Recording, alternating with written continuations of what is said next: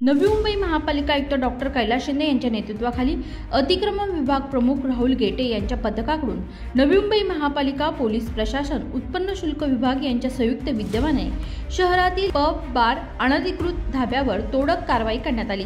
आताच काही दिवसापूर्वी राहुल गेटे यांनी नवी मुंबईतील अनधिकृत होल्डिंगवर देखील रात्रभर कारवाई केली होती आणि आताच त्यांनी लेडीज बार पब बार यावर देखील कारवाईचा बडगा उगारला आहे।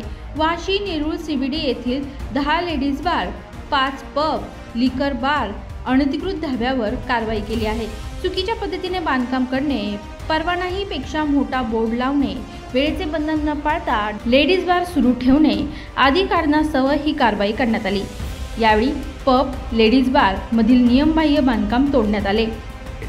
मुंबई महापालिका क्षेत्रामध्ये माननीय महापालिका आयुक्त यांच्या आदेशानुसार आणि बेलापूर, नेरूळ, तुर्भे, वाशी यांच्या सहाय्यक आयुक्तांच्या नियंत्रणाखाली आज रात्रीपासूनच लेडीज बार, पब आणि अनधिकृत धाबे यांच्यावर आता सध्या कारवाई करण्यात येत आहे।